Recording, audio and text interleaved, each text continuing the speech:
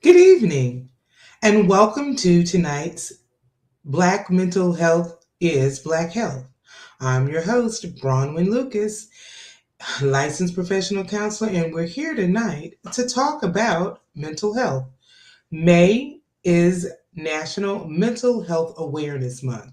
So, tonight we're just going to talk about what is mental health and some new things in mental health. So, get ready to find out about mental health. If you've been with us before, you know we always start off with deep breathing. Why?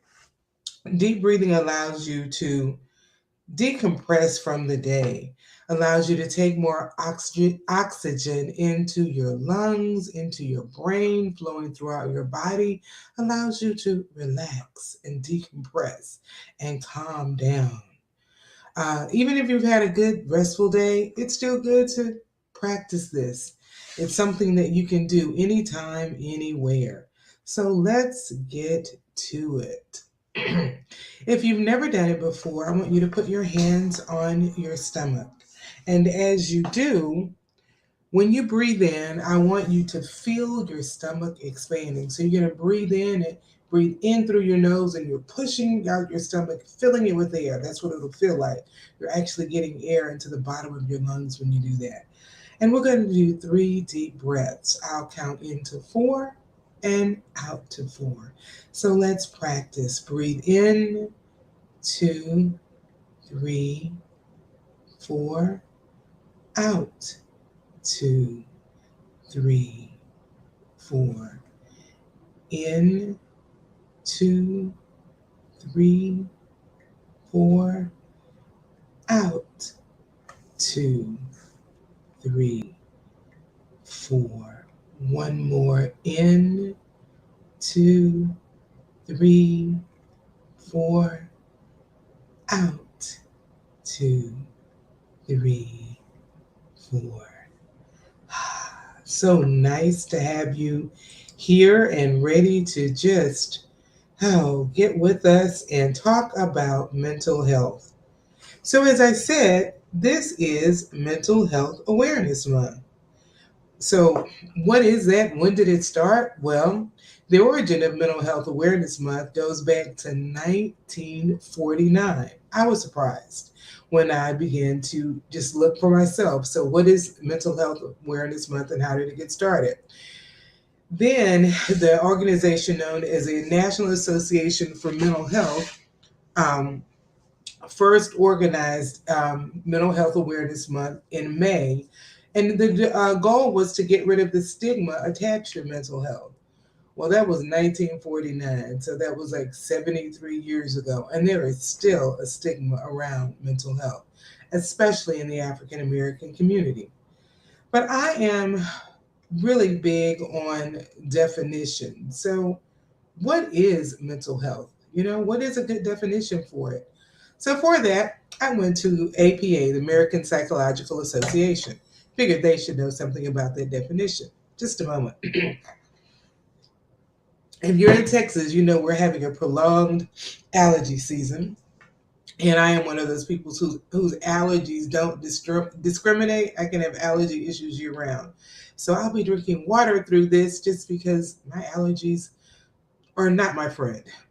But so, what is mental health? Mental health is a state of mind characterized by emotional well being, good behavior adjustment, relative freedom from anxiety, disabling symptoms, and a capacity to establish constructive relationships and cope with the ordinary demands and stresses of life. That's a mouthful, and I want to know who that applies to. That all of that, wow, freedom from anxiety and disabling symptoms. And at any time, our world has gotten so complicated. Anxiety is a major issue for so many people. Most mental health conditions, though, that we can have don't have a single cause. So anytime, anywhere, anyone can have mental health concerns. And they're typically different things bring it on. So what causes that mental health issues? So there are some risk factors that are common. And I'm going to look at a few of them. One is just called the social determinants of health. So what is that? Um, just things in your environment can cause mental health. Where you live, where you work and play, who you're around, your finances, as I always say, mental, physical, spiritual, and financial, those four things impact us at any time. Those are the social determinants. Other ones include your access to education, your access to healthcare, not just whether you have the healthcare, but do you have just even access to healthcare if you need it? Maybe you're not in need now, but don't have access when it's there. The neighborhood and the living environment. There are people who live in neighborhoods in which they don't feel safe. People who live in food deserts. People who live in healthcare deserts. Um, that can impact your mental health. Your social life, your community life. COVID changed people's social life for 2 years, and people are starting to get back to what they were before, but still aren't back there yet for a lot of people. So, social and community life has changed, and we don't know what it's going to evolve into. We do more things via the internet. And so, just those social things can be one factor in your mental health. Another one is trauma. Now, trauma is an emotional response to a terrible event like accident, rape, or natural disaster. Immediately following after the event, you are shocked and in denial can happen. So that's what trauma is. And we're going to talk about racialized trauma later on. But trauma could be you were in a car accident. Trauma could be you saw someone get killed, or you were um, the victim of a crime, a natural disaster, living through a hurricane, living through a tornado. So many things that could be traumatic. Then there's genetics. There's no one genetic factor that says you may have there's no one gene generally that's going to say, oh, this gene means you're going to be schizophrenic. Gene means you are going to be bipolar. But there are some genetic markers, some different things in your brain that can show that lead to mental health. Then there's just your whole biology and brain chemistry overall.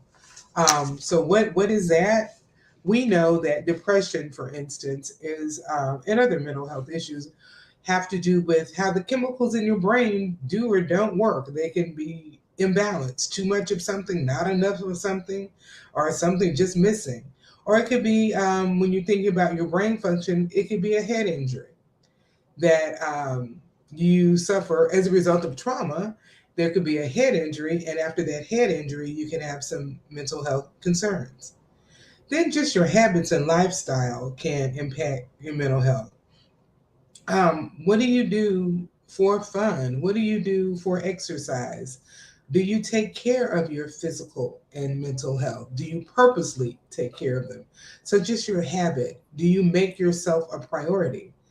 The last area that we look at is substance use. Using drugs or alcohol can trigger many mental health conditions. A lot of people use them to self medicate. Life is so stressful. I need to ignore what's going on. I don't want to feel, so I'm going to numb my pain. This is something common that you see people doing, um, but it really doesn't. Alcohol is actually a depressant. So when you take alcohol because you are depressed and want to forget what's going on, you're taking something that's going to further depress you. Not a good thing. But those are just some of the things that make up mental health and the major areas that are considered when we talk about mental health. I always talk about the relationship between mental health and physical health, and I say that they are not separate. If you've ever heard me before, you know I say that there is mental health, there's physical health. They're not separate. One impacts the other. They're just all part of our health. And when we look at it that way, it's just our health. Um, when we have this stigma against mental health, we're really having a stigma against health. Now, later on in the year, we have a doctor coming on, and we're going to talk about why, as African Americans, we don't have a trust for the medical system. And she has some things. After talking to her, my gosh, I was even more leery of the medical profession in some ways. But we are going to have some of those discussions. But we do have a mistrust, and we have even more of a mistrust when it comes to mental health. Because when it comes to mental health, the idea is that something's wrong with you. You're weak if you are depressed and anxious, or you're grieving too long, or if you're bipolar, it's just that it's just the devil taking over you. And these are things that people firmly believe. Um, Rather than seeing it's just part of your health, there is something going on in your body that is not functioning correctly. No different than if you have diabetes, that's what's going on. Something in your body is not working properly. Your glucose level is not in check for whatever reason, therefore, it's a health problem. If you have cancer, there are cancer cells in your body that are attacking your body. It's not your fault. But if you have mental health issues, it's your fault and there's something wrong with you. Not true. Not true at all. So, as we talk about mental health, we really need to destigmatize it, which is why Mental Health Awareness Month began in the first place, to destigmatize mental health. Um, so, I wanted to do something a little different. I've talked about on the show before and will again some of the things we normally think of when we talk about mental health issues. But I wanted to mention a few things that have arisen recently that you may not be aware of. Some things that I found interesting. And the first one is called Maladaptive Daydreaming. Now, the things I'm going to talk about do not appear in what is known as the DSM, and that is a Diagnostic and Statistical Manual. Nice long name, and we're on 5, DSM 5. And what that is what is used to give a diagnosis, a mental health diagnosis. This is the what psychiatrists, psychologists use to give a diagnosis to someone based on a criteria. Well, we're on number 5, so that lets you know that over time it has changed. Over time, what is considered mental illness changes. Some things drop off, some things are added on.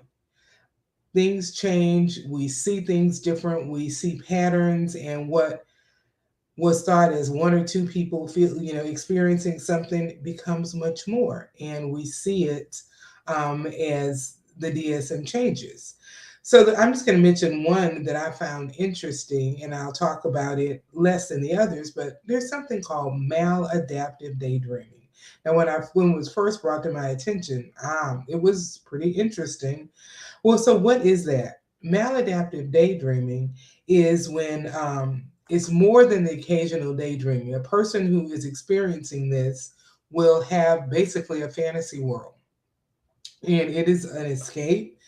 Not quite sure. Some studies say it's because of trauma that has happened that has caused a person to develop this, but they escape to their fantasy world um, in order to manage and function in daily life. When life gets too much, they go to a fantasy world and can have a whole nother world in which they live in their mind. Typically, people that are maladaptive daydreamers will have some repetitive movement that they do while they're daydreaming. It helps feed that cycle of thought. At times, the fantasies can become so complex and engrossing that the person can spend hours just in their fantasy world. Um, Really interesting. That's just a one I threw out because I found it was interesting. And more people are experiencing this as a way of coping with the issues they have in life. It can be, some people can say it's an escape, or it's just another something that people experience, and it's new. It's not in the DSM yet. It probably will be in the next couple of years. Um, the next one is not in the DSM yet, but I'm sure it will be, and that is internet addiction. So, what is internet addiction? When I looked at it, it said that there are at least three categories that will fit into it: video gaming, video game addiction, cyber sex or online sex addiction, and online gambling. Those are the top three areas. Um, but then you have the other one, not just the video gaming, but now, since this one, another one talked about just the social media, people who are addicted to social media, where you're up all night looking at Instagram, Facebook, and now TikTok. Not so much social media, but another internet interaction where people can spend hours at a time on their phone or some electronic device being on the internet. Why is it considered an addiction? Because of the amount of time someone actually spends there. What makes it an addiction is when you feel like you can't stop, when it is um, just taking your time, taking more time than it needs to. Some things to consider what would make an addiction. Do you stay online longer than you intended to? It's like, oh, I've been on there this long. Oh my gosh, I was on TikTok for 2 hours. I was just going to look at one or two videos and I kept sliding up, and it was 2 hours. Or you hear other people in your life complain about how much time you spend online. You're always on that phone. Come in here and talk to us. Another one, you say or think, just a few more minutes when you're online. You tell yourself that. You might look at the clock. Oh, I've been on there that long. Okay, let me just look at one more thing. Or let me one more this. Or um, you try and fail to cut down. You realize I am on here way too much. I need to just stop. Um, Maybe you get online before you go to bed and you lay in the bed at 10 o'clock and it's 12:30 and you're still online. Or you haven't charged your phone and you realize your phone's going dead and it was on 100 when you got started. Or you hide how long you've been online. You don't want anybody to know. So those few things are things that might make you think, I'm online too much. See, I won't say you have an addiction, but those are some things that make you think maybe you're there too much. So what do you do if you realize I am online way too much? Remember, one of the things that sign it might be an addiction is that you try to cut down and fail. So some things people will do is to I'm going to put my phone on the other side of the room for people who maybe get on it at night. I'm going to put my phone on the other side of the room, and I'll just stop at a certain time. Some people I know have had to put it in another room completely. I just will take my phone out of my room because once I go to bed, I get on the phone and I stay. Or um, set a timer and be firm. If you think you can, you set that timer. When that timer goes off, you get off the phone, get off the device, whatever. Um, but find ways to cut back. One of the downsides to having an internet addiction or just being online too much is you lose social contact with people. That's another one of the things that's um, just a negative result of being on the internet too much. You don't have time to talk to people. You Not so much you don't have time to, you forget to because you're so engrossed in what you're doing and you don't think about it. So if you spend let's say you spend 8 hours at work and 5 hours on the internet doing various things when you get home, doesn't leave a lot of time for interacting with people. So that's another reason you might want to cut back. Another issue that people face is what's called Facebook depression. Now, Facebook depression isn't limited to Facebook. It's a term that was coined um, based on that, but it is so much bigger. It applies to someone who's sort of part of that, an outgrowth of that internet addiction, is when you're on there too much, you see all the way other people live their lives, the way you perceive they live their lives, and it can really impact you. Facebook depression is different from clinical depression. Clinical depression is marked with there are chemical things going on in your brain that could are not functioning properly. There's something physiological going on. With Facebook depression, it is event based. So what happens is you look on Facebook and you see these, or Instagram or Snapchat or Tumblr or all of these websites that anyone could be on that people post on, and everybody's life looks so great. You know why? People don't generally publish the bad stuff. They're going to publish everything that looks good in their life. So what do you see? You see everybody who looks great. Everything looks so awesome in their life. So of course you're going to think, oh, my life is not like that. And if you go and talk to some of the same people whose lives look great, girl, I just post the good stuff. And they will tell you, why do I want to put it out there? And no one really wants to air their dirty laundry. So you're not going to put out the negativity. So you put out the good stuff, and that's okay. But if you're measuring yourself by that, that's where that depression comes in. It's interesting. It is said that negativity is more contagious than positivity. So that when you're looking, the other thing is you compare yourself to others and you begin to feel negative about yourself. Or when friends post sad things, when people do, you vicariously get sad with them. So just being on those websites where people are posting about themselves, the negative can make you feel more down, and so can the positive, because if they're overly positive, or you scroll picture after picture and person after person, and everything seems wonderful and your life isn't, you're comparing yourself to them, and it's just so horrible. Is it really, or is it just what they're saying? Um, and again, every moment you spend on social media is time you're spent away from real human contact. Human contact can be very beneficial in fighting depression.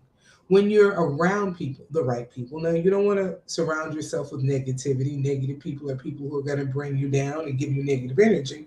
But when you're surrounding yourself with the right people, you have the opportunity to feel better about yourself, to feel better in general, because you are allowing that interaction.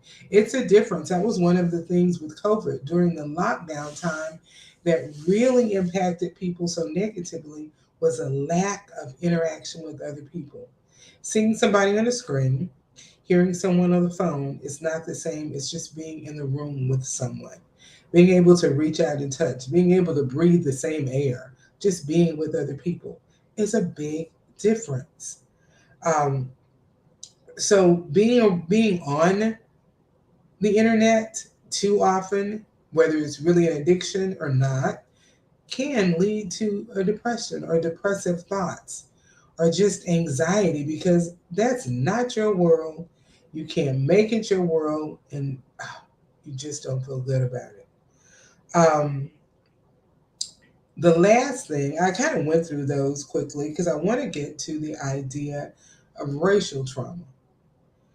But these are things that are in our life now that we see. Like I say, that the internet is here to stay, and we Google everything. We Google too much, and not everything you see on Google is true, or accurate, or correct. But we have it, and the internet's a wonderful thing. I am not anti technology. I'm just saying that there's lots we need to do to other than be on technology, and that some of the negative side effects are we can literally become addicted, and there are people who realize it's like an addiction, and it really is, and the depression, how it can impact your mood. So that's real. Something else that's not implicitly in the DSM that is real, and I saved it for last, is dealing with racial trauma.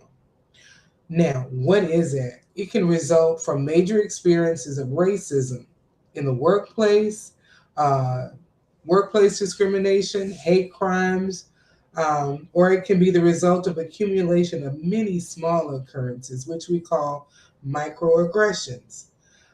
Due to the current political climate, there has been a recent rise in overt racism and hate crimes on college campuses, in the job, in our neighborhoods. Racial tension is at an all-time high. You know, when you the way racial tension is looked at in the DSM is as a result of post-traumatic stress. But one of the things that's part of the definition of PTSD, post-traumatic stress disorder, um, is re-experiencing of trauma. Well, if you are African American and in living in America, you're not re-experiencing trauma. You can be re-traumatized every day. A new trauma. There was a news story today about a lacrosse team of African American females who were stopped by a trooper, and there was on the tape, he said, "Oh, something like, well, they probably have drugs on this bus." They were all black. They didn't find any. That was the only probable cause they had was, oh, they look like they might have drugs. So they searched everything, went through everything, found nothing. That's traumatizing. That's part of that racial trauma. And we can have vicarious trauma just looking at it. When you watch that news story, you feel something inside: anger, disgust, just maybe even emotions you don't know, but you can feel something just by watching it. So when you think about re-experiencing the trauma, is you may think about it again, something happens to remind you of the trauma. But being black in America, we have a new trauma every day, whether it's vicarious trauma, whether it's your experience it yourself, whether it's the microaggressions. That's those little things that people do that you're like, did they really mean it that way? Am I taking it the wrong way? Okay, the first time you might think that. The second time you're like, oh no, I'm not taking it that wrong. That is what they're doing. And it happens over and over. Um, some other things. So, what does racialized trauma look like? Unfortunately, racialized trauma um, is something, as I said, it's something that happens every day. So, what do we look like when we're experiencing? It can cause us to be hyper vigilant. You're just looking around all the time. Is something happening? Are they really looking at me? Almost feeling paranoid because you're not sure what is really going on. Is this you? Is something happening? Um, you can also have flashbacks. Like I said, with that news story, you might think about a time, even just hearing it, might make you think about a time when something happened to you. Yeah. And that's that re experiencing, thinking back on what did happen. Um, when I heard the news story, yeah, it just made me think of, it just hurt. You know, you see these young kids on a bus, young black kids playing lacrosse, one of the few um, black lacrosse teams in the country, and this happens to them. You know, they're doing what they're supposed to do. Not 1 ounce of drugs on that bus, and look what happened. So it can hurt. It can cause you to think of things that happened in your life earlier. You know, when you experience racism, and then when you're my age, you think, what has changed that this is still happening? Other things could be nightmares. When you experience racialized trauma and you can't sleep at night because what happened to you is so disturbing, and then you turn on the news. And as I said, the current political climate is horrendous. It is, we see it every day. Uh, just so much happens. And when I say political climate, I don't just mean the politics of it. I just mean even how the politics of life impacts us. And we see it. And sometimes if you watch the news at night, maybe you have nightmares going to sleep. I personally don't watch the 10 o'clock news or news at too late at night because I do not need that in my psyche to go to sleep on. I couldn't hear that news story and then go to sleep. It can cause, for me, not a good thing. Another thing that can be a result of experiencing racialized trauma is avoidance. We might avoid certain things, certain places, because I just don't want to deal with it. I would drive over there to pick up something, but if I'm driving over there, such and such might happen. And I just don't want to deal with it. Another story I saw today was about a black truck driver driving through the town of Vidor, Texas. And this happened recently. And he was told, you don't need to be here tonight. You need to hurry up and get out of here. It's one of those, what they called, or still call, sundown towns. A sundown town is a town where if you're black, don't let the sun go down with you here, because you might not wake up to see tomorrow. The fact that that still exists, wow, crazy. And so it makes you want to avoid some of the avoidance is good because it can help you save your life. And some of it is just out of, I don't want to deal with it. Another one is this suspiciousness. Like I said, it can almost feel paranoid. When you go in a store, and this still happens today, and someone's looking at you, or you're being followed around a store, that can still happen. Or when you have to teach your children, your African American children, um, how to, not just how to handle it if you get stopped by a police officer, how to handle it if you are followed in a store, if you are, as you say, driving while black, selling water while black, doing anything where someone just decides to call the cops on you because they don't think you should be there or doing that. So it causes you to be suspicious when something may be minute, but because so much happens, you just don't know. Other things that can happen are what we call somatic symptoms, where you can get physically ill. As I said earlier, physical and emotional or mental well being are all linked together.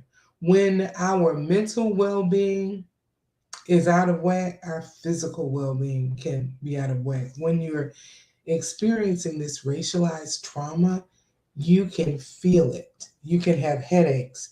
You can have heart palpitations because you're just like freaking out because of what's happening to you. You can have stomach issues. It can get to you and you just impacts if you want to eat, if how your food digests, because it's just too much going on. Um, None of these three that I mentioned are in the DSM. Are they real? Yes. As I said, the Diagnostic and Statistical Manual is the way we describe mental health. If we're on number 5, and I think we've had the revision to 5, then obviously it evolves. It has changed. Some things have been omitted. Some things have changed. The way gender is looked at has changed definitely from the DSM-3 to the 5. Very different how gender is defined and gender identity is defined. So many things change, and what's considered mental illness is no longer considered mental illness. What now we realize impacts our mental illness, such as racialized trauma, or such as that the first one I mentioned is something very new that is a coping skill for people that is a mental illness, dealing with maladaptive dreaming, for instance. So I wanted to just sort of tonight look at what mental health looks like in 2022. It is evolving. It's always evolving. Things change, people change, society changes. Racialized trauma has always been here. We're just now addressing it. Internet addiction, internet depression is new because the internet is still relatively new. New in terms of now it's around long enough to see the good and bad side of it. It impacts our, back to the internet, it can impact our physical health as well. if you are spending, you have your kids who can spend all time gaming, and it used to be you had to have your gaming system to game, and now they can game and do things via the internet, and you are interacting with other people. And you can sit there in front of that screen for hours. That can impact physical health because you're not getting up moving. When you're not getting up moving, that has so many implications I won't even go into, but just think about if you sit for 4 or 5 hours and you don't move. Um, that's not good for your body. That's not good for development if you're a kid. That's not good if you're, oh, you get up after that, you're just stiff. So it has so many ramifications. So in looking at mental health and mental health awareness, tonight was all about we need to just look at mental health in a broad way. So that's why I wanted to present some things that are emerging um, as being legitimate mental health concerns. There are more, there are others. I just chose those to deal with. The first one, just because it's so new and not too many people have heard of it. The second, internet addiction, because man, internet addiction and Facebook depression, because that can impact any of us at any time. It is so real. And obviously racialized tension, because being Black in America, I always say being Black in America is a mental health issue. And that racism is it, because it's not going away, unfortunately. And that is why therapy is important. We still have to fight it. We have to fight racism because racism fights us.